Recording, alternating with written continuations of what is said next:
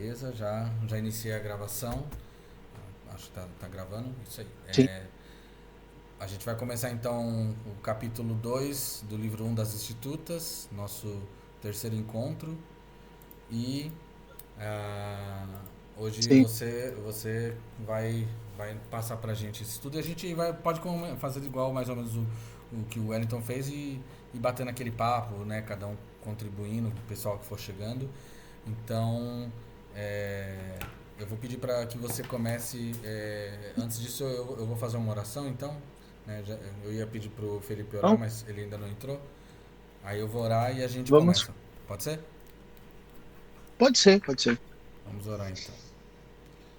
Senhor, nosso amado Deus, nosso Pai Celeste, nós te damos graças, Senhor, porque até aqui o Senhor tem nos conduzido, porque a tua misericórdia é a causa de não sermos consumidos e ela se renova a cada dia, como diz tua palavra, Senhor. Grande é a tua misericórdia e teu amor. Obrigado pela presença do irmão Caleb, dos irmãos que possam estar vindo nesse encontro. Obrigado pela oportunidade que temos de estudar, Senhor, a tua palavra através do ensino de servos teus do passado, de servos que o Senhor usou poderosamente, como o irmão João Calvino. Abra nossa mente, nossos olhos, para que a gente aplique esses ensinos para a tua honra e para a tua glória, para que o nosso compromisso seja cada vez maior contigo, para que nós possamos servir, Senhor, a nossa igreja, a nossa família, a nossa casa, a nossa sociedade e sermos sal e luz, Senhor. Usa esses encontros, Senhor, e que Teu Espírito Santo fale através de cada um de nós aqui para que possamos sair daqui edificados pela Tua palavra e pelo ensino da teologia que vem de Ti, Senhor. Abençoa, Senhor, o Caleb a dirigir essa reunião. Abençoa todos os irmãos que participam e nos permita, Senhor, continuar firmes nesse propósito para a tua honra e para a tua glória. Nos molda no caráter de Cristo e nos perdoa de nossos pecados, Senhor. É o que nós oramos, agradecidos no nome santo de Jesus. Amém. Amém. Amém. Amém, Boa amém. Vamos noite, lá, vai lá. senhores. Desculpa pelo atraso, gente, me Boa perdoe. noite. Ah, tranquilo. Vamos lá, então. Eu Então, tava, Oi? vamos lá. eu tava até jogando aqui. Tava no LOLzinho. Não, Lozinho nunca mais, que é isso. Não é Agora, de Deus, não. agora é só Elder Ring. Não, Elden Ring já parei já, cara. Deu quase 300 horas já, Para com as então chega. dorgas. Parei. Vamos lá, então. Tô jogando, Ai, tô ai. jogando Ark Riders, cara. Ark Ah, Riders. interessante. Vamos lá, então. Vamos lá, esse capítulo é bem curtinho mesmo. Sim, sim, isso é verdade. Eu tô postando aqui na tela. Eu vou compartilhar minha tela com vocês, né? Para vocês poderem ver. Compartilhar. Deixa eu só ver se. Deixa eu ver se a apresentação eu passei, tá certinha. Calma aí um minuto. Eu tô abrindo aquela que você mandou, tem 2 páginas. Nossa, O cara fez até tem uma até apresentação. Não, não é essa apresentação. não. Não é Não? essa não, não é essa não. Tem mais. Deixa eu pegar aqui. Então me Deixa manda eu pegar a atualizada. aqui. É. A revista é atualizada. Tem a nova atualizada agora. É a É NAA, versão né? linguagem de hoje. Aí NAA. já Oi, foi pro outro extremo. é nada, fala. É um bom termo. Tem uma de Vamos lá então. presbiteriana que eu visitei já estão usando ela, A falando NAA é nisso. boa, eu gosto dela. Eu uso, é a minha base. Eu É a tô minha fazendo meus preferida. devocionais pessoais com a NAA. Uhum. A NAA Eu conseguiu também, fazer uma cara. coisa que finalmente eu sempre criticava e eu nunca via nas Bíblias Almeida, que é, cara, pra que usar Darvoluzei, aquelas mesóclises maluca, que ninguém fala hoje em dia, tipo, pra manter aquela fala preciosista do século XV, do descobrimento do Coisas. Brasil. Sabe quem faz isso também bem? Só que eu acho que a NA tem umas traduções de algumas palavras melhores. A Almeida século XXI, ela tem o mesmo propósito. Só que o Sim. que acontece? A Almeida século XXI foi primeira, e aí a segunda foi a NA, já corrigindo. Deixa eu pegar aqui a apresentação. Na A fita. meio do século XXI tinha umas passagens que eu achei que não ficou muito, assim, Então, legal a tradução. mas tem coisas dela que eu gosto. Por exemplo, alguns salmos eu gosto de comparar. Sim. É bom ter várias versões, né? Né? Mandou lá a apresentação? tô mandando agora. Deixa eu só confirmar se ela tá aqui, tá certinho. É porque eu gerei no script XML os cortes que eu queria, né? E aí eu joguei no Banana, ele gerou uma coisa meio quebrada. Cara, se tem uma coisa que eu não curtia fazer, era a apresentação. Nossa, no meu tempo de faculdade, fazer apresentação era. Mas qualquer coisa pode ir sem. Se você preferir seguir sem, fica à vontade. Não Ah, se já tá sinta, aqui, ó. Vou mandar. não se sinta obrigado.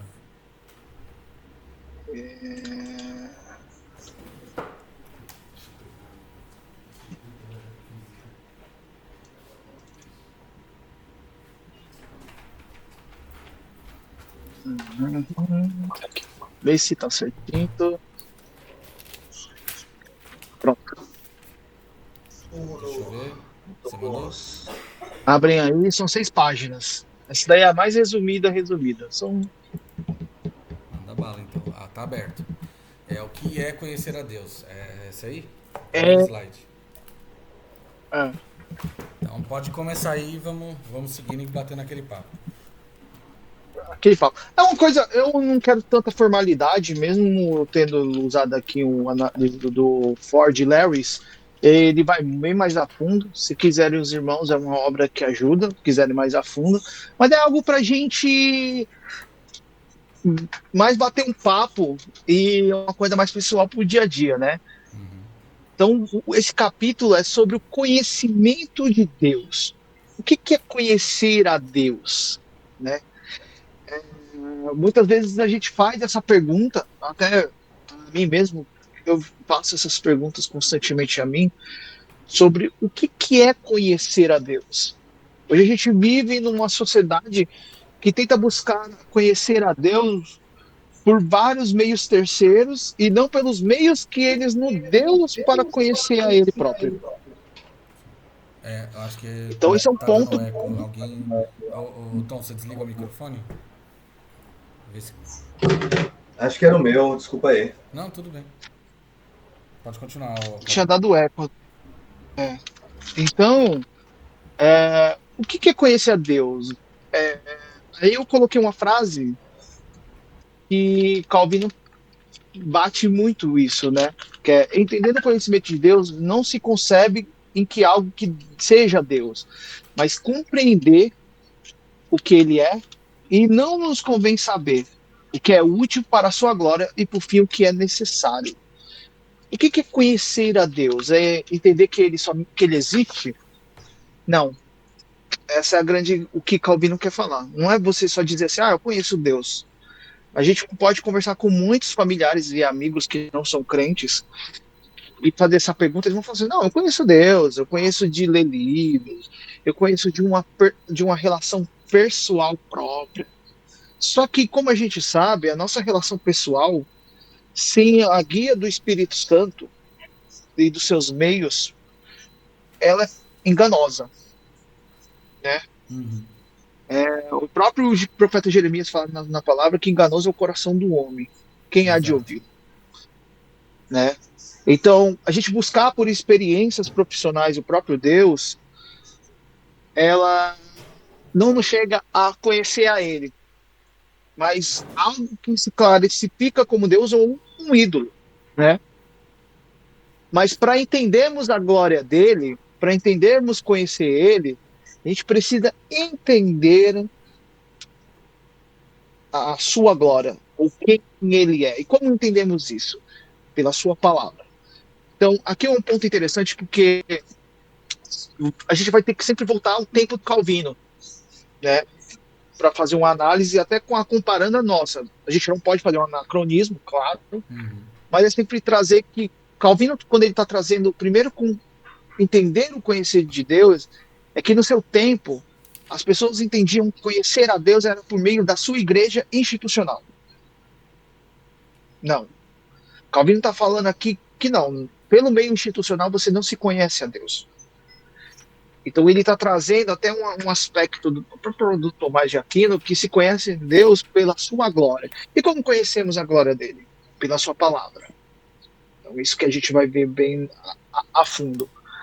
E o conhecimento disso da sua palavra é inseparável de dois pontos, né? Da piedade e da sua graça. Certo. Então, quando toda vez que conhecemos a Deus através da sua palavra, a gente vai conhecendo a sua grandeza e a nossa insignificância. Então, isso é um ponto que a gente tem que sempre colocar. Um cristão como Calvino, um cristão como Calvino, ele sempre, e a gente que busca ser calvinistas, né, como a gente fala, a gente tem que sempre demonstrar nosso ego intelectual e buscarmos uma piedade pela palavra. Eu, Entendermos a nossa insignificância. um ponto, Caleb, desculpa te Eu, interromper, ah, posso fazer um adendo? Que quando eu tava lendo hum, esse primeiro capítulo, esse segundo hum, capítulo, desculpa, e eu vi que ele foca nessa questão da piedade, né? E às vezes a gente tem esse conceito, tipo, o que, que é a piedade no que ele está se referindo. Aí a primeira coisa que eu procurei foi no dicionário, obviamente, porque a gente tem essa noção de piedade, mas a piedade ela tem duas variações, né? Uma coisa de sentido de misericórdia, de compaixão, mas o que Calvino está se referindo à piedade aqui é interessante, que é a outra definição que você vê no dicionário, que Calvino também ele confirma, que é amor e devoção pelas coisas religiosas, ou seja, uma postura humilde de devoção diante daquilo que é elevado, daquilo que é transcendente, né? Ou seja, para se aproximar de Deus a gente não consegue sem antes ter essa piedade, ou seja, essa devoção, esse amor por aquilo que é religioso, que Deus colocou no nosso coração isso, né? Claro que exato. maculado pelo pecado, mas ainda tá, o Imago Dei ainda carrega isso, né? Aí é uma questão que é interessante. Em nenhum momento Calvino vai falar que a religião é um conjunto de regras institucional. A verdadeira religião, eu acho que o Herman Bavinck, na sua dogmática e na Maravilha de Cristo, que é o introdutório, ele vai colocar: a verdadeira religião é aquela que liga ao sagrado, ao Senhor. É o que traz piedade, é o que traz amor e reverência a quem ele é. É Então interessante que. isso é Desculpa, pode falar. Ó, importante. posso. O que eu entendi desse primeiro ponto dele é que o primeiro passo para conhecer a Deus é entender que há uma distância insuperável entre o homem e Deus. Sim, Que o conhecimento dessa diferença entre o homem e Deus ele gera reverência. Acho que é um resumo do que esse primeiro ponto coloca. Eu Que creio que exato. ele isso é a fala que piedade, assim, né?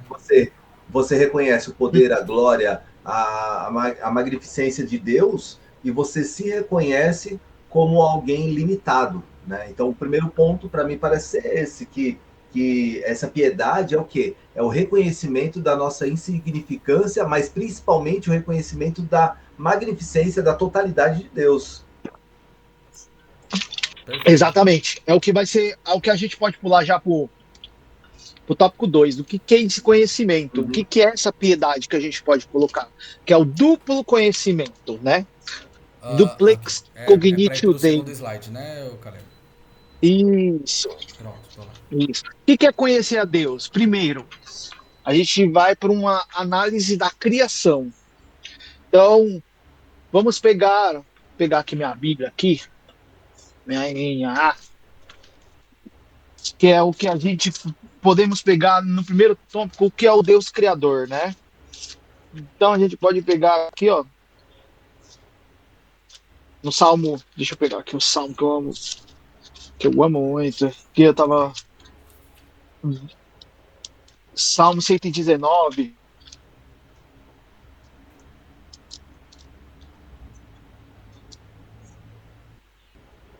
E só um detalhe antes de você falar Sei, do Salmo, Caleb, ah, que eu achei interessante, que como a gente tinha conversado no capítulo passado, eu percebi que nesse capítulo ele reforça, Calvino, que nesse capítulo 2 até ele começa também isso no 3 ele está focando na parte não da revelação especial, mas da revelação natural, que é aquilo que a gente conhece de Deus. exato, Que ele até fala aqui no começo, exato, né? Ó, não podemos dizer que Deus é conhecido onde não há nenhuma religiosidade nem piedade. E ele fala assim: uma coisa é sentirmos que Deus, como nosso Criador, nos sustenta com seu poder. outra, porém, é abraçarmos a graça da reconciliação que nos é proposta em Cristo. E ele fala assim, Exato. estou falando apenas desse conhecimento primário e singelo, a que nos conduziria à própria ordem da natureza, se Adão tivesse se conservado íntegro, né? Exato, exato, exato. É o que você falou nisso é o Deus criador. É o que a gente vê muito no Antigo Testamento, a gente pode pegar assim. Por exemplo, se a gente olha como que é interessante que o salmista está falando no Salmo 119, do versículo 20, nos versículos de 129, 130 e 31. E ele fala assim, ó, maravilhosos são seus testemunhos, por isso a minha alma os observa. A revelação das suas palavras traz luz e dá entendimento aos simples. Abro a boca e suspiro, porque desejo os teus mandamentos. Quando o salmista está falando aqui testemunhos, é a toda a sua criação. Tanto a sua criação, quando você vê o rio jorrando água, os montes elevados, toda a concepção da criação. Ele fala isso, são seus testemunhos. Então, é como até os filósofos existencialistas estão trazendo de volta agora, como o Boichô, que ele fala que conhece a Deus quando olha o jardim dele. Então, Calvino está trazendo esse conhecimento do Criador ao olhar as maravilhas do Senhor. É inegável quando você lê, aí vai levar muito o seu ponto, quando você olha as regras as leis da física, né? Ou o conhecimento das leis da relatividade, né? Os fluidos e essa questão, as concepções químicas, você vê o dedo da criação ali, é Como aquilo é inegável. deterministicamente definido. Você tem equações que descrevem perfeitamente o comportamento. É algo que exige muita ordem e muita racionalidade. Tipo, não tem como o aleatório, o acaso, criar algo desse nível de O caos, complexidade né? e refinamento. Exatamente. Exatamente, exatamente. É inegável você não ver a criação dentro disso. Mas ela é completa? Jamais. Porque a gente precisa olhar para o segundo lado da complexidade, que é o quê? Que é Cristo, a redenção na cruz, Exato. né? A manifestação do homem, do Deus que se fez carne, né? Então, até aqui é uma grande resposta às religiões monoteístas que negam essa complexidade da segunda pessoa da Trindade, que é o próprio Cristo, né? E por isso que tanto islâmicos como judeus, eles não têm totalmente a verdade revelada a eles, né? Eles acabaram se tornando um povo muito parecido com os samaritanos. Quando no João capítulo 4, né, a gente vê Jesus falando assim, olha, com a samaritana, os judeus têm a salvação porque eles têm a palavra completa até aquele momento. Mas vocês não a têm, porque vocês a negaram. E os judeus acabaram caindo nessa concepção por causa disso. Não só eles, o próprio islamismo, o próprio Testemunhas de Jeová e outras seitas que negam a divindade de Cristo como Deus homem, né? O Deus que se fez carne, que Você tem a habitou entre revelação nós. criadora, não redentora, né? Exato. Aí a gente pode voltar em João primeiro, né? No princípio era o verbo. O verbo estava com Deus e o verbo era Deus. E todas as coisas foram feitas, né? Então você vê que João, no capítulo 1, ele está dando uma dupla predestinação. Ele está revelando o Deus Criador, né? Toda a revelação verdadeira por parte da criação. E no final ele finaliza com a redenção do Cristo ressurreto, que é o segundo conhecimento, o conhecimento da salvação, da completude de todas as coisas. Eu gosto muito do Bailey quando ele fala que em Cristo a criação ela vai voltar ao seu ápice original. E nós já participamos disso, né? Com a união via Christus, né? É uma união que começa agora, a partir do momento que você é imputado pela graça, sabe? esse conhecimento por completo. É o que o apóstolo Paulo aconteceu com ele em capítulo 9 de Atos, né? Quando o apóstolo Paulo recebe a verdade do Cristo ressurreto, ele detém a visão de todas as coisas e de todo o conhecimento, né? Então, e aí é o que o Calvino vai falar com aquela na frase ali que é bem legal, que até eu coloco. O Senhor aparece em primeiro lugar unicamente como Criador e depois como Redentor na imagem de Cristo. Emerge aí um duplo conhecimento a seu respeito. Isso é muito legal. Então ele é o Deus Criador e o Deus que sustenta através da salvação. E, Caleb, tem um ponto nisso, né, que assim, é claro que essa terminologia que eu vou usar aqui do que eu vou falar é após Calvino, mas a gente vê uma semelhança do que ele está ensinando aqui com isso, que é algo que foi defendido por Kuyper, os neocalvinistas, que é a questão da graça comum e a graça salvífica, né? Ou seja, quando você conhece Deus como Criador pela revelação em comum no universo, aquilo que Romanos fala e que a gente está falando aqui, você está vendo a graça comum que Deus derrama sobre justos e injustos, como Jesus fala, né? E aí, quando você conhece ele como Redentor através das escrituras da revelação especial, aí você recebe a graça especial, que é a graça salvífica, né? Porque a graça comum ela não é suficiente para salvar. E Calvino até fala isso nesse capítulo. Exato. Como o Kuyper vai falar naquele livro dele, Em Toda a Existência do Mundo, que é uma série de palestras dele, ele fala que o duplo conhecimento afasta a desordem. Então, aí é um ponto interessante. Cristãos que defendem a desordem, em qualquer contemplação de esfera social, ele está sendo anticristão, ele está sendo anti a palavra. A palavra não fala em desordem, fala em ordem, em, em controle sobre um poder supremo de todas as coisas.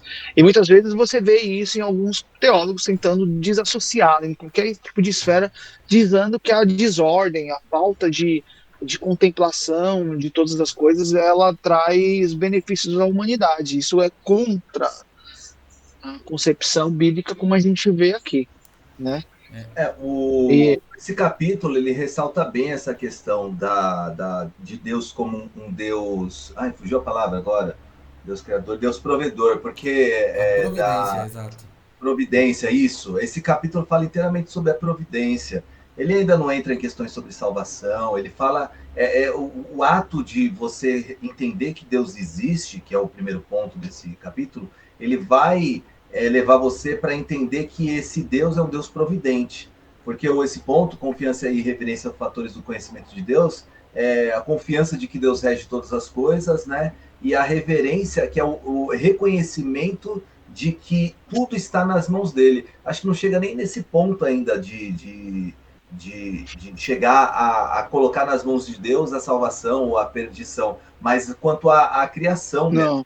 Acho que ainda está nesse ponto, ou não? Mas o que não, mas fala, né? aí não, tem um desenrolar mais para frente, mas eu falo sim, mais para frente. Né? Mas o ponto aqui é quando a gente fala, a gente tenta por um aspecto racional, e aí entra uma crítica depois aos calvinistas mais racionalistas, em tentar separar a sustentação do Senhor como se fosse dupla ou tripla, muitas vezes, no sentido assim, olha, primeiro Deus sustenta a salvação, depois Deus sustenta o seu material, depois o seu emocional. Não existe isso.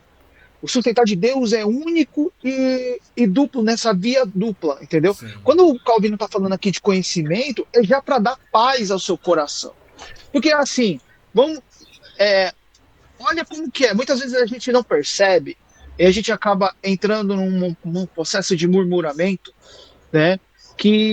Porque eu não saltei, não tive um emprego como eu queria depois de estudar anos e anos de doutorado. Ou anos e anos de certificação, ou eu não estou ganhando bem como eu deveria ganhar, entendeu? A gente acaba caindo no mesmo erro do povo do deserto, entendeu? A nossa liberdade aqui contra o pecado, ela já nos garante o necessário para nós. E isso é um ponto de piedade, de contentamento. Então não dá para separar sustentação de salvação. Sim. Mas, Senão a Caleb, gente acaba caindo. Ah, não, eu creio oi? que o ponto que o Wellington fez, e eu também eu entendi dessa forma, e aí você pode também complementar, que é o quê? É que na verdade não que Calvino está separando, mas ele está indo por partes numa explicação progressiva, digamos.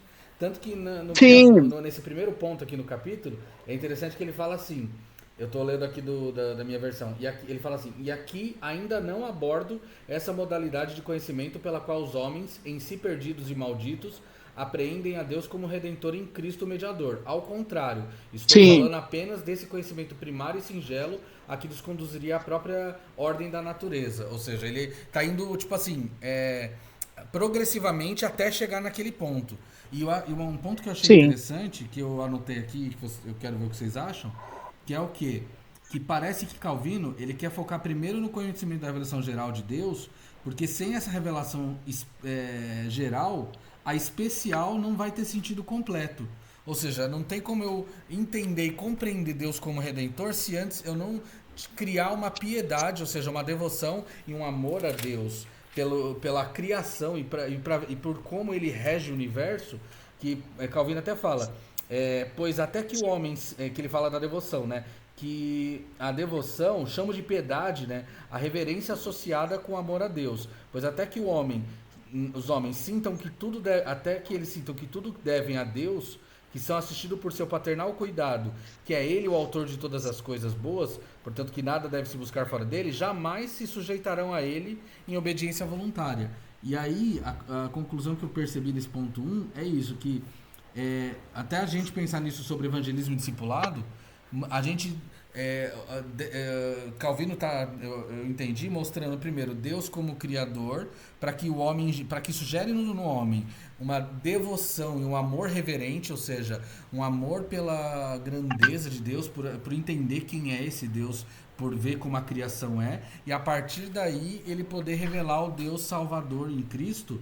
E é tão interessante que o Wellington falou de providência, e eu percebi assim que o foco desse capítulo grita a doutrina da providência. E a gente até vê isso, por exemplo, e aí eu encerro nesse ponto, que é o quê? Alguns documentos, eu estou lendo também alguns pontos que eu escrevi, alguns documentos reformados seguem essa ordem de explicação. Primeiro a criação revelada natural e na providência, e depois a revelação especial e salvação por Jesus. Eu vi isso, eu até dei uma olhada na Confissão de Fé de Westminster, no Catecismo de Heidelberg e na Confissão Belga. E esses três, eles falam primeiro da providência para depois ir para salvação. Achei interessante que tipo assim, parece que é o que Calvino está fazendo aqui, né? Agora eu quero ver o que vocês acham. Vai de acordo com o que ele fala na carta ao rei. Assim, ó, eu vou extrapolar, tá? O povo é tão, tão burro no sentido de conhecer a Deus que a gente precisa explicar exatamente tudo. Então ele está partindo do ponto como se as pessoas não soubessem nada sobre Deus. Então o primeiro ponto dele é Deus existe de verdade e ele é bom. E o segundo é Deus rege as coisas, né? Ele não fala nada além disso nesses dois capítulos que a gente viu até agora. Ele só fala isso. Claro que com o conhecimento que a gente já tem, a gente consegue extrapolar isso, né? E que é o que a gente está fazendo. Mas a gente ainda não está falando de conhecimento salvífico ou coisa assim. A gente está falando ainda da revelação geral, como o Rafa falou. Aqui, nesse ponto, ele traz a ideia de que a pessoa deve se abrir, já que existe um Deus, e um Deus que faz as coisas de forma boa, e que controla tudo com seu poder, de que esse Deus, ele deve se abrir para a ideia de que esse Deus deseja o bem para ele. Então, eu só consigo enxergar isso até agora, só. Além disso, eu não consigo enxergar. Na verdade, o que ele faz aqui, irmãos, é o seguinte: ele vai falar da salvação, sim, mas ele não vai dar em detalhes inúcitos como funciona a salvação, porque esse não é o ponto dele. Ele quer explicar o que é o conhecimento e a sustentação desse Deus, né? E ele quer dar aqui, quando a gente fala do conhecimento, você não extrapolar aquilo que Deus revela. Porque o que acontece? Muitas vezes nós mesmos tentamos ir muito além do que a própria palavra diz, do que os meios de conhecimento de Deus, que Deus nos deu, a gente extrapola eles. E isso é fato.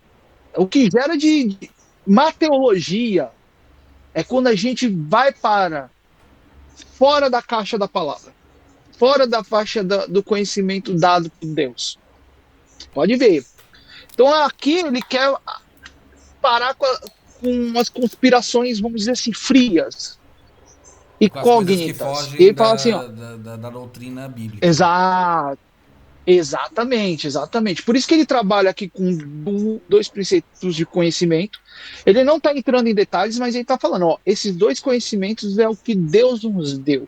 Como funcionam, ele não está entrando em detalhes aqui. Aí Parece beleza. que ele está delimitando as Realmente. fronteiras, Isso. né? Exato, De exato. quem Nunca Deus me esqueço. é e de quem Deus não é, né? E o que ele faz e o que ele não faz. Exato, exato.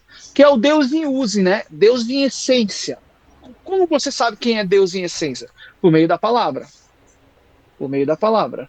O que Calvino está batendo, novamente, se a gente for ler todos os documentos principais de fé reformada, helvética, eles vão entrar na parte do conhecimento de Deus através da palavra. Sim. E isso foi algo que, tipo assim, estudando a Confissão de Westminster, entre outros documentos confessionais, é lindo, lindo. Lindo, lindo. Até a questão das 3 marcas de uma igreja reformada começa pelo entendimento da palavra. É Sim, sempre com assim. certeza. Sem entendimento. Então, ele quer limitar o conhecimento dentro do que aquilo que Deus fala de conhecimento dele para nós. Só um ponto que eu lembrei agora, eu queria mostrar para vocês, para ver o que vocês também acham e dar suas opiniões, que eu achei interessante, pensando quando eu estava lendo esse ponto 1, num ponto de vista de aplicação prática, né, do nosso dia a dia, o final do ponto 1 resume que o homem, sem conhecer a divindade de Deus, ou seja, sem desenvolver a piedade, né, porque o tema desse capítulo é assim, até onde eu entendi, de nada adianta buscar conhecer a Deus sem piedade, porque a piedade é necessária para conhecer Deus da forma correta, através das Escrituras, claro. Mas antes até do homem chegar nas Escrituras, ele precisa ter o coração dele preparado de forma piedosa, porque senão ele vai ter um coração arrogante. E olha só que interessante, o homem sem reconhecer a divindade de Deus, né, e que tudo deve a ele, ou seja, essa é a piedade, nunca reconhecerá que precisa de um Salvador. Um exemplo que eu já vi disso, assim, da vida real, e eu oro a Deus assim para me dar a oportunidade de trabalhar isso ainda, com meu sogro, que ainda não é cristão, eu já vi ele falando isso, e é interessante você olhar do ponto de vista do descrente, é exatamente o que Calvino apontou aqui, que é o quê? Eu já vi ele várias vezes assim, ele é um homem trabalhador, um homem honesto, que conquistou muita coisa com o próprio suor, e ele é ateu, assim, ele não crê nessas coisas de Deus, ainda está no caminho, se Deus quiser ainda vai chegar e a gente ora por isso. Mas ele falou uma vez para mim uma coisa, eu ouvi ele falando na verdade para minha esposa, né?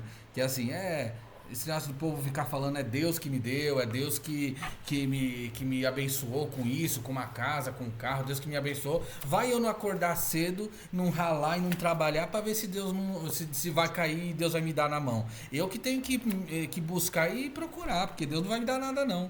Ou seja, esse é o pensamento antes de você ter aquela noção de piedade, ou seja, de reconhecer que na verdade isso é um pensamento errôneo, porque o fato de você levantar e estar respirando é Deus que te deu a misericórdia de estar vivo e de estar com saúde para poder trabalhar.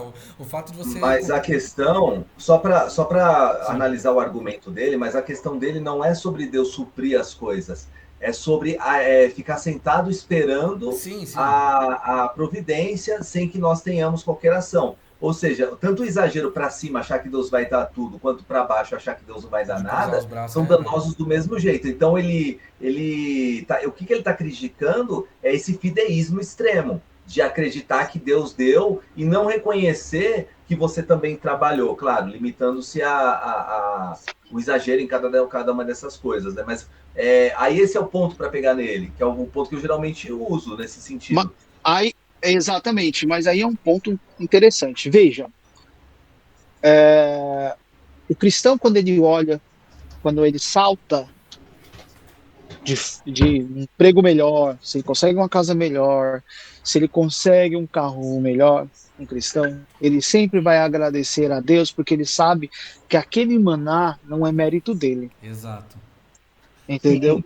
Que foi até E para engraçado. as coisas Exato. boas e para as coisas ruins também. Sim. Aí que falta, Rafa, no caso dele, é o seguinte: ele não tem uma visão espiritual das coisas. Que é a O que piedade que faz, Calvino fala, né? que é a piedade do que Calvino está falando, né? Deus como fonte de todas as coisas. Olhar para Isso Deus de está forma dentro com da ética devoção. do trabalho. É isso que está na ética. É muito o que a gente encontra em Eclesiastes. Quando o Eclesiastes vai falar de trabalho, que você vai suar, que você vai. Mas como Deus é bondoso, porque através do seu sócio você tem os seus momentos de alegria e de bondade. Que essa é a Mas providência. por Sabe, que você sabe tem uma onde eu, visão?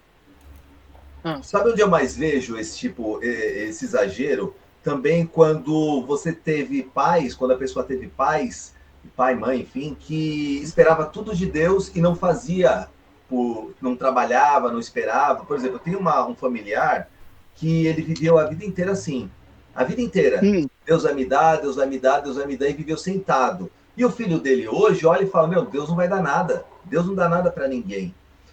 Por causa disso, ou seja, essa fé exagerada, esse fideísmo, né, exagerado, que causa esse tipo de coisa, né? É uma fé Então, o morta. cara, às vezes ele até tem uma noção de que, perdão, ele até tem o conhecimento que o capítulo 3 vai falar, de que há um Deus, e ele tem o conhecimento de que existe um padrão geral do universo, né? Existe um padrão, mas ele não atribui a Deus, por quê? Porque o exemplo que ele teve de Deus foi de pessoas que não conheciam a Deus ou não sabiam explicar Deus.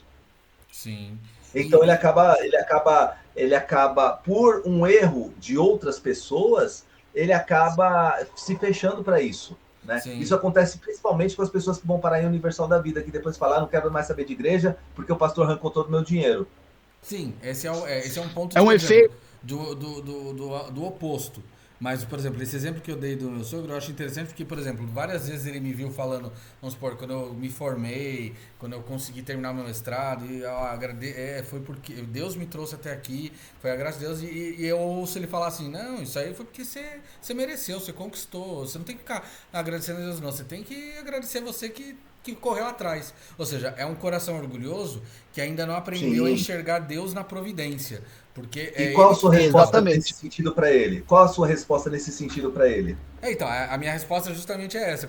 As poucas vezes que a gente teve a oportunidade de falar isso, foi tipo de falar que assim, não, mas a questão pro meu sogro, né, é que se eu não tivesse a misericórdia de Deus, eu não teria nem o intelecto para chegar onde eu cheguei, eu não teria nem o esforço, eu não teria nem a saúde para levantar da cama. O fato de eu levantar é porque a misericórdia de Deus ela se renovou sobre a minha vida hoje. E ele não me destruiu, e ele tá sendo bondoso comigo e com todos nós, porque ele derrama a chuva e o sol sobre justos e injustos. Então, esse é o primeiro ponto para tipo, a pessoa poder conhecer Perfeito. Jesus como Salvador, ela primeiro precisa entender esse Deus providente.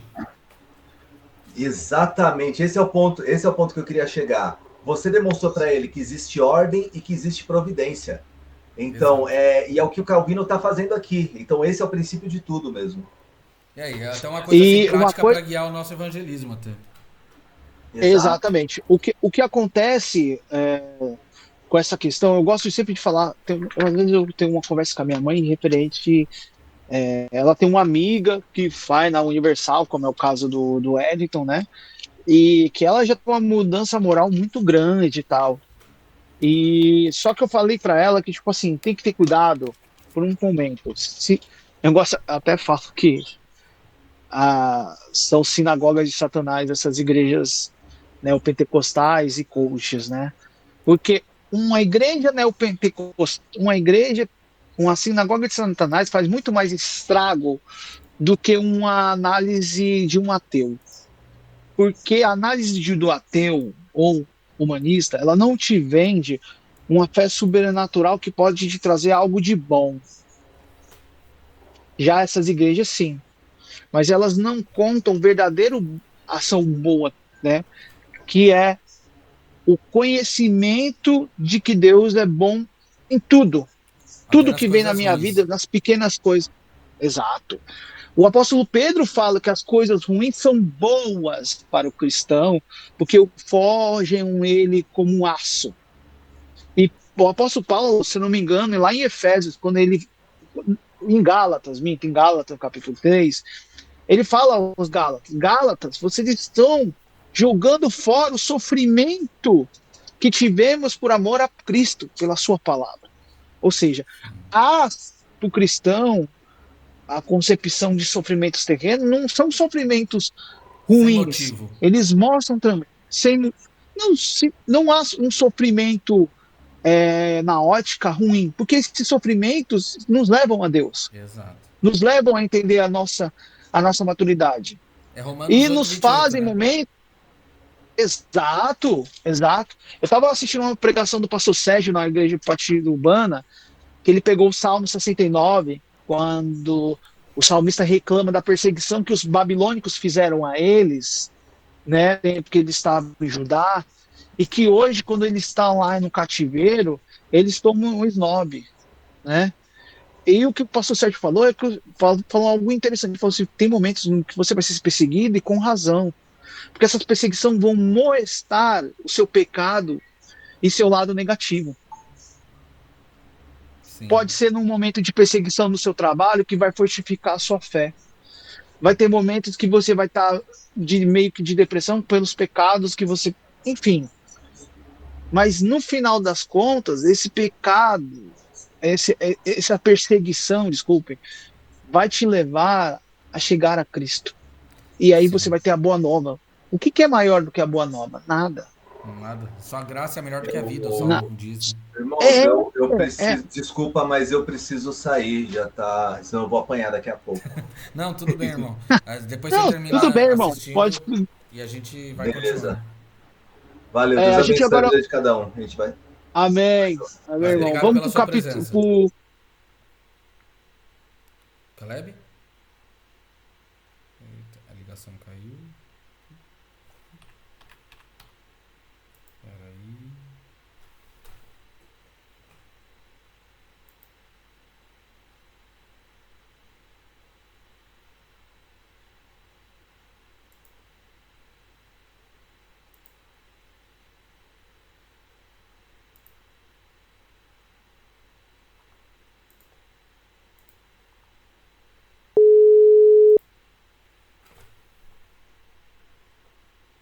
Vai ter que fazer a emenda aí, hein? Oi?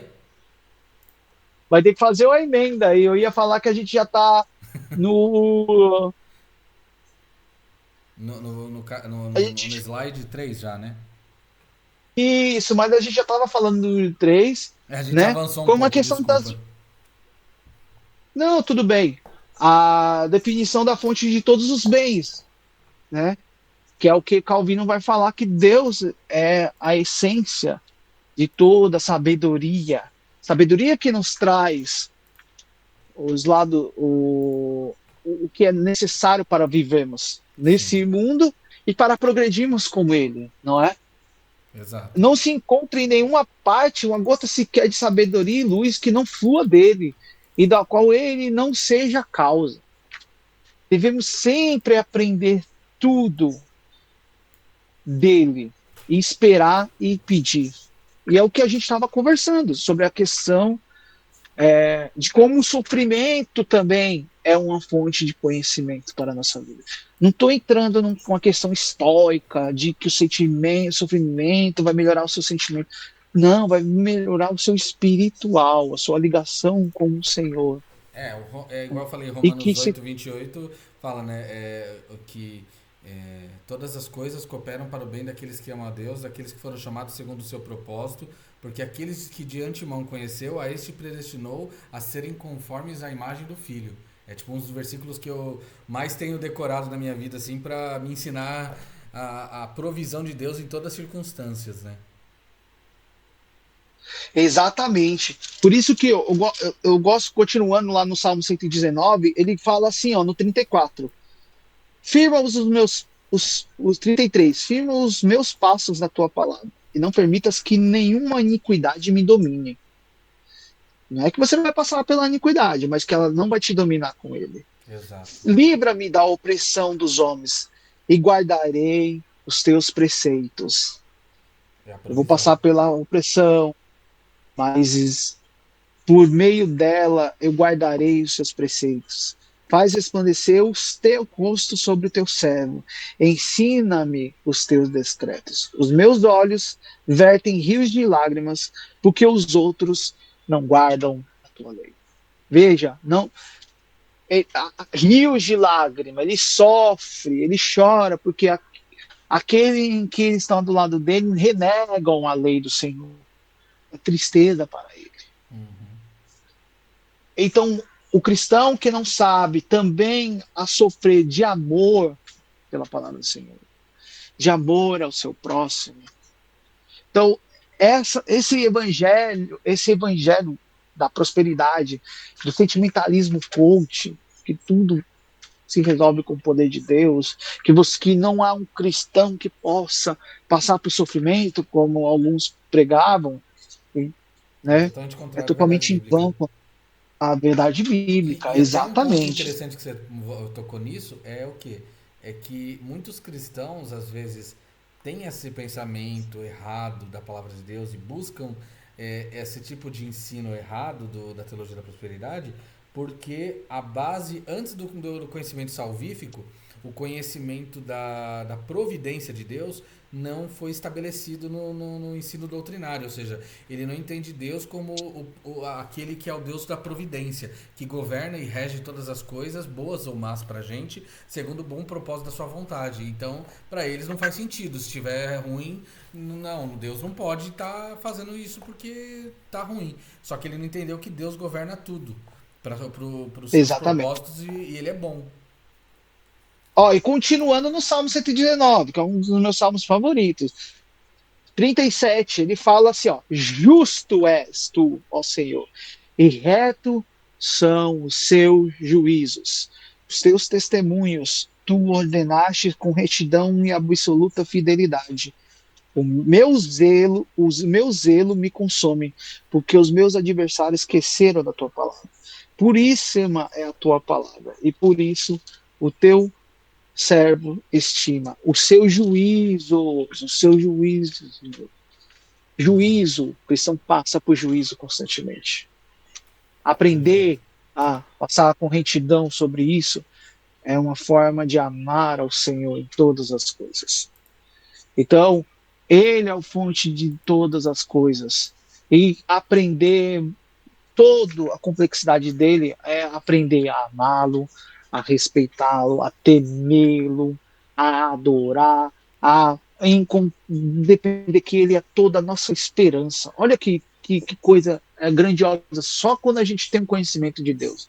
Só sabendo isso já nos revela todas essas coisas. Né? E temos que aprender nele, e quando temos conhecimento dele, aprendemos a esperar nele. E aprendemos também a pedir que a gente dê. Aí vamos para o princípio de piedade, né? Pietas. Quando a gente conhece a Deus, a gente aprende esse princípio tão maravilhoso que um verdadeiro cristão tem. Temor reverente. Né? É o capítulo 4 aí. O capítulo 4, é o slide 4. Sim, eu tô no slide 4. Conhecimento da majestade e justiça de Deus. Quando conhecemos a sua justiça, né? Quando conhecemos os seus preceitos, nos maravilhamos com a sua piedade. Entendeu? Então, é algo maravilhoso, cara. Maravilhoso. Né? É algo que tem gente que não dá para entender, né? Não dá para entender, não. É algo que nos traz um certo respeito como nosso pai. Então, esse temor reverente a gente vê muito aspecto nas nossas relações com nossos pais. Normalmente, o homem ele é mais duro, né? A gente tem um aspecto de reverência, mas de amor. De amar. Não de ter medo. Porque a gente sabe a grandiosidade e a força dos nossos pais. Muitas vezes eu analisando minha vida, minha infância, nossa, como eu tinha reverência com meu pai. Eu falava, Senhor, respeito. Mas essa questão de respeito não é de medo. O cristão não tem medo, ele tem de amor, temor. né? É um amor de e temor. de que vem de amor. Exato, exato, exato. Porque eu sei que eu confio nos preceitos do meu Pai. Então, por É, isso que eu acho chamamos que é de por, Deus Pai. eu acho que é por isso, até por isso que Calvino fala nesse capítulo, que ele fala, não podemos dizer que Deus é conhecido onde não há nenhuma religiosidade nem piedade. Exato, exato, exatamente, exatamente. Legal, é isso mesmo. E Entendeu? sim, eu ia só E é o que a complementar gente nesse. vê, por exemplo, ó, se a gente for lá em 1 João, se a gente for um versículo que eu gosto também muito, que fala sobre isso, na primeira carta de João 4:8, esse capítulo 4, versículo 18, desculpa, né? Ele fala assim: no amor não existe medo, pelo contrário, o perfeito amor lança fora o medo, porque o medo envolve castigo. E quem não teme não é aperfeiçoado no amor. A gente não deve temer o nosso Deus. A gente deve reconhecer uma exortação, não um castigo eterno, porque o castigo eterno foi tirado de nós naquela cruz do Calvário. Né? Exatamente. Então, o temor, ele nos molda o nosso caráter, ele molda a nossa santidade. E a Tem, gente aprende a reconhecer sim, e nossos erros. tem Né? até uma citação que eu estou colocando aqui na tela e eu vou mandar ali no grupo, se você quiser ver também, uma citação de Agostinho Hum, que eu gosto muito e que expressa essa característica do amor com a piedade e não do temor de medo de Deus, do castigo, que Agostinho ele fala, aquele que deixa o pecado por medo, retorna a ele, mas aquele que deixa o pecado por amor a Deus jamais torna a cometê-lo. Ou seja, quando você conhece Deus da forma correta, com a piedade, que é a afeição e a devoção por Deus como provedor e depois como salvador também, consequentemente, você não vai buscar deixar o pecado por medo do castigo, porque quem faz isso vai retornar. Quem tenta vencer o pecado pelas suas próprias forças porque teme o castigo de Deus, como por exemplo os católicos entendem isso, eles não vencem o hum, pecado, na verdade o pecado é que vence eles. Agora, aquele que deixa o pecado por amor de Deus, por não querer entristecer esse Deus tão maravilhoso, que cuida dele em todos os detalhes, que como eu estava falando para um amigo meu esses dias, que Deus, a Bíblia diz que ele chama cada estrela do cosmos pelo nome, e ainda assim ele conhece cada um de nós, ele nos chama pelo nome. Que Deus grandioso que pra, a gente é só um grão de menos que um átomo para Deus, e ele conhece cada um de nós pessoalmente, individualmente e profundamente. Então, quando eu conheço Deus nesse nível, eu fico assim, eu não quero pecar não por causa que eu tô com medo da condenação, mas porque eu não quero entristecer um Deus que me amou tanto, sendo que eu não sou nada. exato, exato, exato, exato. O arrependimento, esse temor de Deus, a gente vê também lá em Isaías, cara, quando a graça do Senhor se levanta dele, né? Que aí ele fala, qual era a passagem em Isaías? Agora me deu um branco, mas quando ele fala assim, ai de mim, Senhor, porque eu não posso ver quando o anjo do Senhor, ele vê a graça do Senhor, né, sobre o templo se revela, e ai de mim, Só homem de lábios porque impuros, homem exato, impuro de lábios impuros, é Isaías 6. Isaías 6, exatamente, exatamente. Essa passagem, cara, Ela mostra exatamente isso que Calvino quer despertar, que é o amor piedoso, que é a devoção a Deus como Criador e como sustentador e como um Deus poderoso. Então, para você poder chegar a Deus Salvador, você primeiro precisa ter essa reverência. E é a reverência que Isaías tem nessa revelação de Isaías 6, né? exato, e esse temor depois se transforma num amor filial, né? Exato. Num E amor desemboca da, como um da rio benevolência. desemboca no Aí, mar. exato, aí a gente volta, cara, numa das passagens mais bonitas que eu acho, lá em Êxodo, né? Quando Só para citar o o, Isaías 6 para não ficar vago, deixa eu só citar aqui para a gente deixar registrado, irmão, sim, que fala assim, né? Isaías 6, a partir do versículo 6 fala: Então dos serafins voou para mim, trazendo na mão uma brasa viva, que havia tirado do altar com uma pinça. Com a brasa tocou a minha boca e disse: Ah, não, é um pouco antes, na verdade, desculpa. quando diz a partir do 3: Serafins estavam por cima dele, de Deus, e cada um tinha 6 asas. Com duas cobria o peito, com duas cobria os pés, e com duas voava. E clamavam uns para os outros, dizendo: Santo, Santo, Santo é o Senhor dos exércitos, toda a terra está cheia de sua glória. Os umbrais das portas se moveram com a voz do que clamava, e o templo se encheu de fumaça. Então eu disse: Ai de mim, estou perdido, porque sou homem de lábios impuros e habito no meio de um povo de lábios impuros. E os meus olhos viram um rei, o Senhor dos exércitos. Exato. Quando você tem temor, e a outra passagem, que é lá em Êxodo 34, quando Moisés quebra as tábuas depois de toda a adoração do povo, e ele fala assim, né? De toda a idolatria, né? Toda idolatria, ele fala assim: o Senhor passou diante de Moisés e proclamou, diante de Moisés e proclamou: Senhor, Senhor, Deus compassível, bondoso, tardio se irá, e grande misericórdia e fidelidade, que guarda misericórdia em 1000 gerações, que perdoa a maldade, a transgressão e o pecado. E ainda que não inocente o culpado, e visita a iniquidade dos pais nos filhos e nos filhos dos filhos até a terceira e quarta geração. Imediatamente Moisés se curvou para a terra e adorou o Senhor e disse: Senhor, agora alcancei favor diante de ti, continua no meio de nós, porque este povo é teimoso. Perdoa a nossa iniquidade, o nosso pecado e toma-nos por tua herança. E o que o Senhor faz quando reconhecemos o nosso temor a Ele? Então o Senhor diz: Eis que eu faço uma aliança diante de todo o seu povo. Farei maravilhas que nunca foram feitas em toda a terra, nem entre nação alguma, de maneira que todo este povo, cujo meio você está, veja a obra do Senhor, porque coisas terríveis é o que eu faço com Ele nos você. purifica, né? Ele nos purifica, cara. Ele nos purifica. É Então, interessante que esse esse capítulo temor. é como Calvino mostrando o processo de purificação que Deus trabalha em nós antes dele se revelar como Salvador.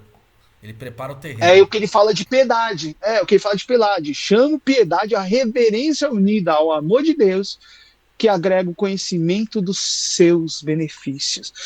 Nosso temor leva o amor a Deus, o conhecimento a Ele. Esse conhecimento vai nos mostrar: ó, esses são os benefícios reais de seguir o Deus Pai Todo-Poderoso.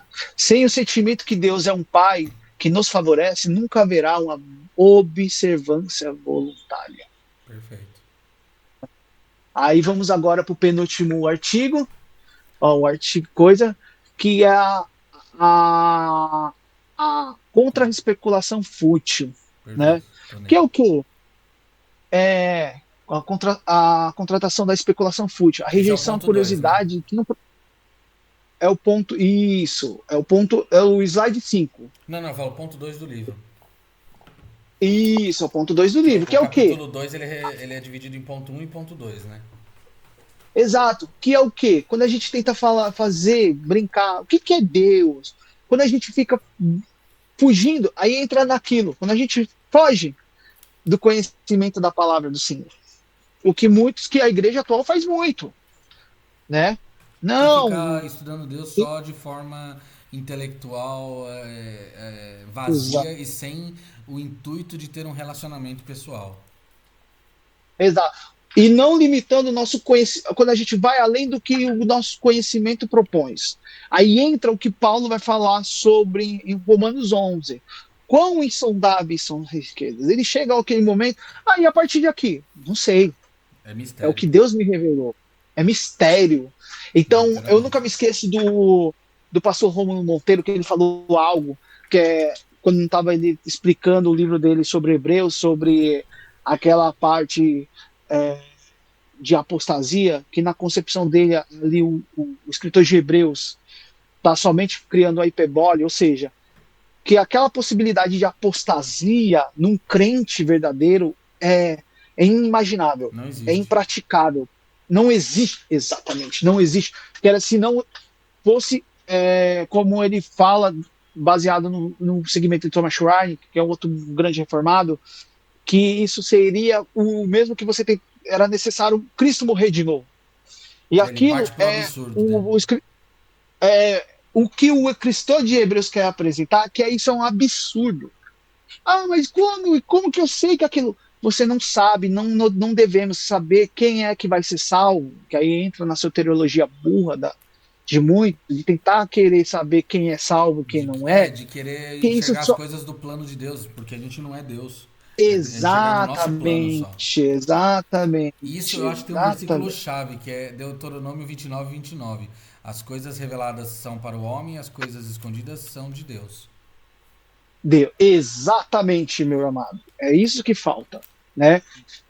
Toda a tentativa de especular, mas isso não é só de nós agora. Sempre foi tentado isso, desde o Antigo Testamento, supor e entender as concepções de Deus aos planos do homem, né? A gente pode pegar lá em 1 Samuel, quando o próprio Davi tentou construir um templo para enquadrar o Senhor na sua expectativa. Ele fala: não, você não pode fazer isso. Você não pode, porque eu sou maior do que esse pensamento que você está falando. Mas não se preocupe, que esse templo vai ser construído pelo um seu descendente. Então aqui eu vejo que a forma de Davi tentar se agradar e agradar a Deus, Uhum. né? E a nossa concepção não é agradar a nós, é sempre agradar ao Senhor. A verdadeira felicidade da criação, da criatura, é sempre agradar o Criador e Fomos não a feitos para nós. isso. É a primeira pergunta do Catecismo de Westminster. Exa exatamente. E tem um É o que o primeiro. Pode falar, desculpa. É o que o primeiro. Aí você falou catecismo de Westminster. Eu gosto muito da concepção do catecismo de Heidelberg. Vou até citar ele aqui, que é maravilhoso. Ele até está num hino que eu escuto de vez em quando. Qual é o Que seu é a consolo na primeira vida e na pergunta: morte? Bem certo qual é estou o que seu não consolo na vida e na pertenço. morte? Eu sei essa por causa da música Que não também. pertenço a mim mesmo, mas pertenço de corpo e alma, tanto na vida quanto Quanto na na morte, morte. ao meu Ao meu fiel Senhor. Salvador Jesus Cristo. Então, com toda a nossa contemplação está em Cristo. Então, tentar insistir e contemplar a construção, muitas vezes isso de tentar construir quem é Deus é tentar construir uma concepção nossa, e aí a gente está criando ídolos. É uma concepção vã. Nós Exato, a concepção vã e a gente tem que sempre tentar colocar Cristo, Deus, o nosso Senhor, em concepções humanas é limitá-lo. E Exato. isso não devemos nunca fazer. E tem um ponto aqui, Entendeu? nesse ponto 2 que eu percebi quando eu li, que eu anotei aqui, que eu falo, que eu quero ver se você também concorda nesse ponto, que é até interessante que Calvino ele cita Epicureu, que ele fala, ele vai contra a ideia de Epicureu, pois ele tenta, porque Epicureu tenta negar a natureza da providência divina. Aí eu procurei sobre Exato. epicurismo porque eu não lembrava de cabeça. E pelo que eu vi assim, ele ensina que Epicureu ensinava, o epicurismo, que até existe Deus. Ele crê na existência de um Deus, de uma entidade criadora. Só que Epicureu ele ensinava que Deus largou a criação após finalizar a sua própria sorte. O mundo segue o seu curso e Deus não intervém, não interage e nem julga. Ele só deixa as coisas lá e Deus não tá nem perto. Ou seja, isso é totalmente contrário à revelação natural do que a gente vê igual você falou, pelas equações, quando eu vejo, por exemplo, a equação de Navier-Stokes que descreve os fluidos, ou na ciência, ou na própria natureza simples, como Deus rege particularmente todas as coisas com cada detalhe assim, que é milimétrico. E na verdade é o contrário do que Epicureu fala, né? Que Epicureu fala que Deus largou o mundo e não interage com ele, que existe Deus, mas ele não tem essa interação. E Calvino está batendo contra isso, falando que esse ensino leva a essa especulação fútil de Deus, porque Epicureu especulava sobre Deus, mas era uma especulação fútil porque não negava uma das principais essências de Deus, que é o seu controle na providência, ou seja, que ele se relaciona com a sua criação, ele julga ela, ele intervém nela e ele não deixou ela a própria sorte. E a consequência disso... Exato. Então, e aí eu cheguei na consequência Exatamente. disso pensando que a consequência desse raciocínio de Agostinho é aquilo que eu acho que Lutero falava, né, o conceito que ele ensinava do latim, coram Deo, né, que é viver uma vida diante de Deus. Você sabe que Deus ele tá relacionado com você em tudo que você faz, em tudo que você vive. Ele controla cada detalhe da criação e cada coisa, a sua providência é soberana. Então você vive uma vida diante dele, sabendo que tudo que você faz, você está diante de Deus. Exatamente. Epicureu, ele é famoso pelo aquele paradoxo, né? Ah, da Se o mal pedra que deu. existe, né? Não, é verdade, se o mal existe. Tem vários paradoxos, mas esse é do mal, né? Que ele, se Deus. Se o mal existe, sim. Se o mal existe e Deus podia conter o mal, Exato, podia. Então ele não é bom. Mas ele parte de premissas exato, erradas porque, na verdade, se Deus pode conter e não contém o mal, ele conclui que Deus não é bom, mas isso não é uma conclusão lógica, não é um silogismo lógico, porque se Deus é bom por essência e ele não impediu o mal, ele tem um propósito bom em cima disso, que é o propósito geral, é aquela ideia do tapeceiro, né, que tem cores tristes e cores alegres e no final ele tem a obra de arte que faz sentido. exato. Aí vai várias posições, né? O pessoal tenta pegar o cristianismo, mas os cristãos sempre trazem uma forma, Há um dois Albert mil anos estão Platini na tentando pegar e concepção. ainda não conseguiram. E não vão conseguir. Eu gosto muito da análise de Agostinho, agostiniana, né?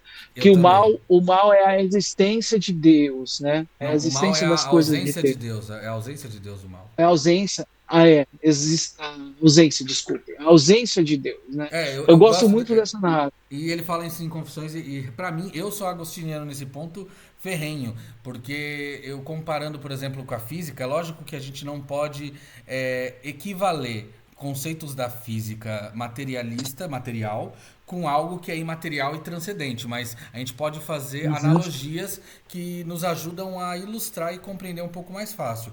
E quando você olha para a criação de Deus, que Deus criou tudo segundo a sua lógica, segundo o seu propósito e segundo o racional, né? Ele mostra na criação e como a criação funciona. Deus tem os traços, ele deixou a sua assinatura.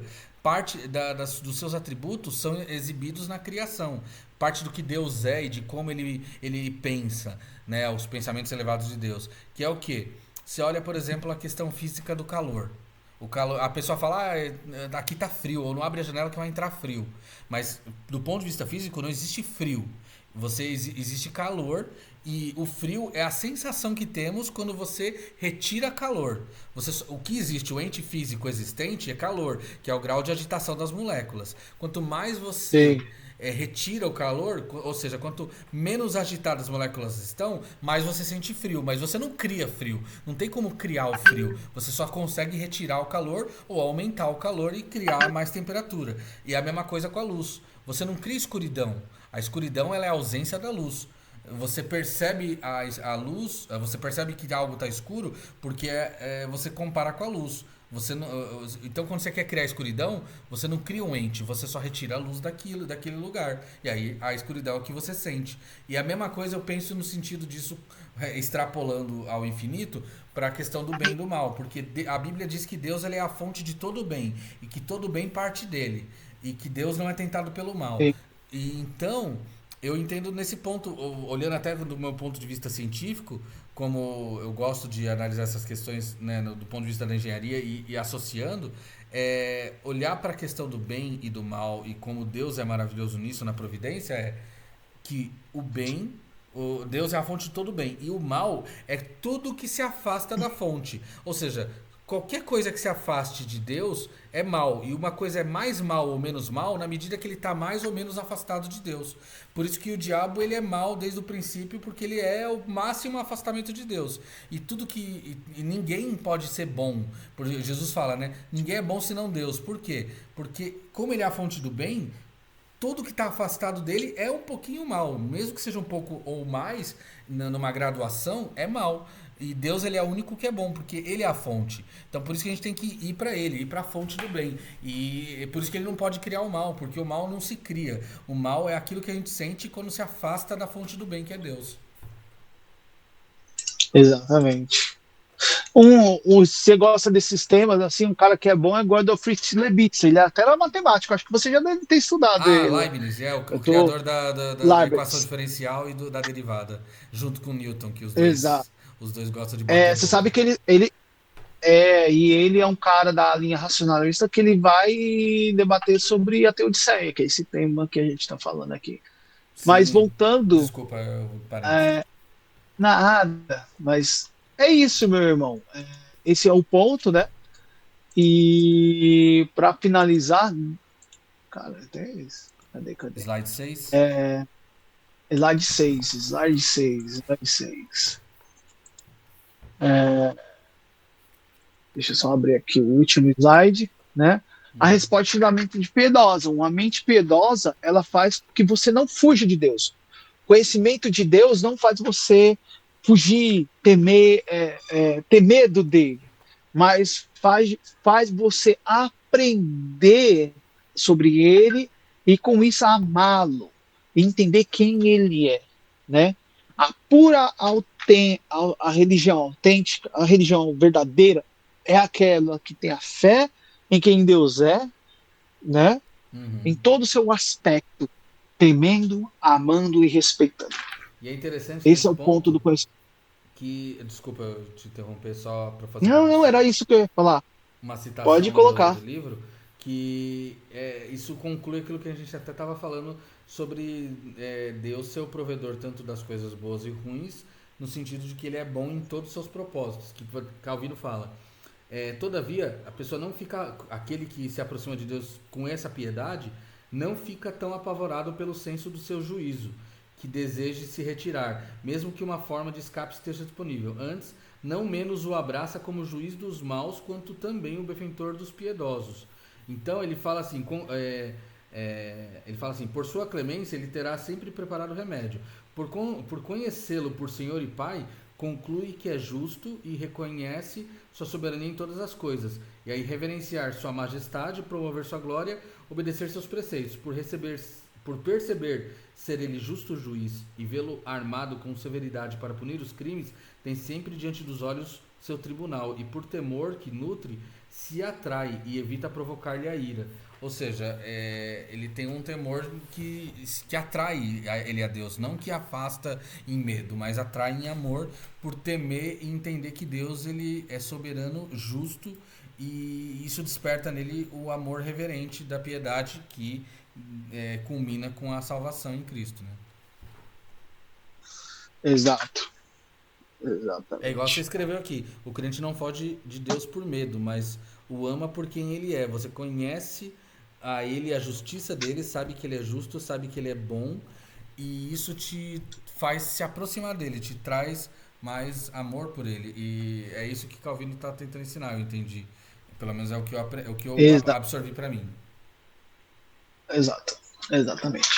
E aí, para encerrar Então é isso, irmão. esse ponto, eu queria só encerrar com a passagem que isso despertou no meu coração pensando nisso e Deus trabalhou no meu coração, porque, igual você falou, muitas vezes a gente age que nem o povo do deserto, né? Reclamando do maná, não entendendo a providência e sendo ingrato com aquilo que Deus está fazendo, mesmo que a gente entenda que Deus é bom, às vezes a gente reclama, né? E Deus falou no meu coração com essa passagem de Mateus, que é bem conhecida, né, do Sermão da Montanha, lá em Mateus Uhum. 1 5, 44 a 45, fala assim: eu, porém, lhes digo: amem seus inimigos e orem pelos que perseguem vocês, para demonstrarem que são filhos do Pai de vocês que está no céu, porque ele faz o sol nascer sobre maus e bons, vir chuva sobre justos e injustos, ou seja, é a graça comum. E aí, para encerrar, é o 6, 25 a 34, né, no Sermão da Montanha que ele fala. Diz assim, né, Uhum. Jesus: por isso, digo a vocês: não se preocupem com a sua vida, quanto ao que irão comer ou beber, nem com o seu corpo, quanto ao que irão vestir. Não é a vida mais do que o alimento, não é o corpo mais do que as roupas? Observem as aves do céu, que não semeiam nem colhem, nem ajuntam em celeiros. No entanto, o Pai de vocês, que está nos céus, a sustenta. Será que vocês não valem muito mais do que as aves? Quem de vocês, por mais que se preocupe, pode acrescentar um côvado ao curso da sua vida? E por que se preocupam com o que vestir? Observem como crescem os lírios do campo. Não trabalham nem fiam. Eu, porém, vos afirmo que nem Salomão em toda a sua glória se vestiu como qualquer deles. Ora, se Deus veste assim a erva do campo que hoje existe e amanhã é lançada no forno, não fará muito mais por vocês, homens de pequena fé. Olha a provisão, né, de Deus. Portanto, não se preocupem Exato. dizendo que comeremos, que beberemos ou com que nos vestiremos, porque os gentios, ou seja, igual os epicureus, são os que procuram estas coisas. O Pai de vocês que está no céu sabe que vocês precisam de todas elas e ele intervém na providência, né? Mas busquem em primeiro lugar o reino de Deus e a sua justiça, e todas essas coisas lhes serão acrescentadas.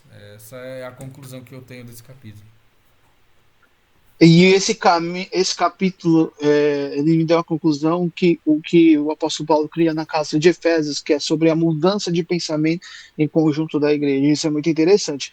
É o capítulo 2. Eu vou ler do versículo, carta de Efésios, capítulo 2, do versículo do 1 ao 10. Perfeito. Ele deu vida quando vocês estavam mortos em suas transgressões e pecado, nos quais vocês andaram no outro tempo, segundo o curso deste mundo, segundo o príncipe das potestades do ar, do espírito que agora atua nos filhos da desobediência. Entre eles também nós todos andamos no passado, segundo as inclinações da nossa carne, fazendo a vontade da carne e dos pensamentos. Éramos por natureza filhos da ira como os demais, mas Deus, sendo rico em misericórdia, por causa do grande amor que ele nos amou, e estando nós mortos em transgressões, nos deu vida juntamente com Cristo. Pela graça vocês são salvos. Juntamente com ele nos ressuscitou e com ele nos fez assentar nas regiões celestiais. Em Cristo Jesus, de Deus fez para mostrar nos tempos vindouros a suprema riqueza da sua graça em bondade para conosco em Cristo Jesus. Porque pela graça vocês são salvos e mediante a fé. Isso não vem de vocês, é dom de Deus, não de obras, para que ninguém se glorie, pois somos feitura dele, criados em Cristo Jesus para boas obras, as quais Deus de antemão preparou para as que andássemos nela. Aqui estávamos perdidos sem o conhecimento de Deus, mas por meio da misericórdia dele, do amor dele, ele nos revelou-se a nós, revelou seu conhecimento a nós. E por causa dele, por causa desse conhecimento, ele nos ressuscitou, nos restaurou como uma criação bendigna. Não é dom nosso essa misericórdia, é o feito dele. E por esse feito a gente tem um temor de entender que todas as coisas são feitas para ele. Então é isso que o conhecimento de Deus faz em todos nós. Amém. E essa Amém? piedade que ele mesmo que desenvolve no nosso coração, nos atraindo para ele. Exatamente. Eu gosto muito do que o Thomas Watson fala no seu livro de Coração de Cristo, que é Cristo quem imputa o próprio coração dele em cada um dos crentes. E a mudança vem por causa disso. Ele não é como um transplante de coração. Ele não sabia disso porque na tempo dele não existia, esse procedimento na época não existia, mas agora ele descreveu o transplante do coração espiritual de Cristo por intermédio do seu Espírito Santo em nós. Exatamente. Todos os crentes têm o coração dele. Amém, exatamente, isso mesmo. Hein? Louvado seja Deus. Louvado seja ele. Irmão, eu vou encerrar aqui a gravação e a gente, só para terminar, Sim, com os pedidos de oração, e você ora pelos pedidos. Eu vou sim, interromper aqui.